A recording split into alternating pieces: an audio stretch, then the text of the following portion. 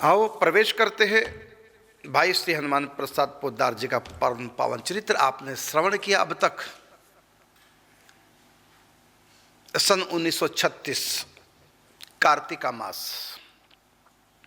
एकादशी तिथि शुक्ल पक्ष की, जब पूज्य बाबा आए, भाई जी से मिलना चाहा और भाई जी ने पूज्य बाबा को प्रणाम किया और प्रणाम करते ही उनका जीवन बदल गया। जो ही चरण स्पर्श किया भाई जी ने पूज्य बाबा के, तो बाबा के जीवन में एक ऐसा विचित्र परिवर्तन आया जिस परिवर्तन के बारे में स्वयं में ही वो नहीं जान पा रहे हैं कि मुझको क्या हो रहा है। मैं वेदांती कट्टर, केवल निराकार को मानने वाला साकार को नहीं, और केवल मानता नहीं, मैंने जान लिया, अनुभव कर लिया, आत्म साक्षात्कार हो चुका है, मायातीत आप हो चुके हैं। कहीं भी मन जाता ही नहीं, सहज ही सहज विराग रूप मन मोरा।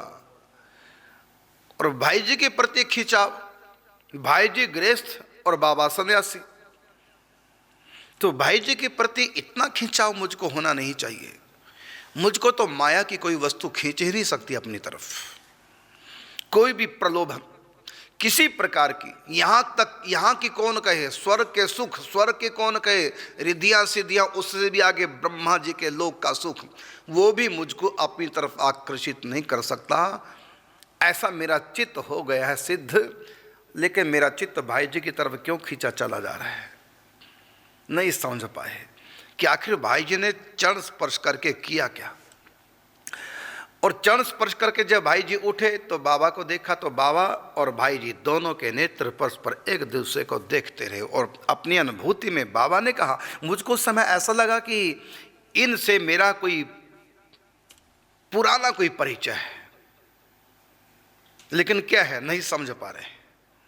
आकर्षण हो गया भाई जी के प्रति, समझ नहीं पा रहे ऐसा क्यों हुआ। खैर अपने मन को समझाया और 5 मिनट कम नहीं होते, 5 मिनट तक पूज्य बाबा भाई जी को, पूज्य भाई जी बाबा को परस्पर देखते रहे, एक टक नेत्र झपके भी नहीं, जैसे कि त्राटक करने वाले किसी बिंदु विशेष पर अपनी नेत्र दृष्टि केंद्रित करके त्राटक करते हैं, मानो दोनों त्राटक कर रहे हैं। और उस समय भाई जी आंखों से कुछ पिला रहे हैं, आंखों के प्याले से, और ये पिए जा रहे हैं, लेकिन अपने आप को संभाल रहे हैं। अरे तुम कहां बह गए हो।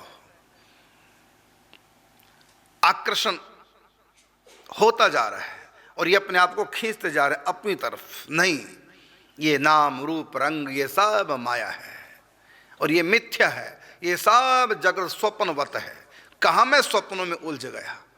मोह निशा जगत सोवन हारा, देखिए स्वप्न अनेक प्रकार।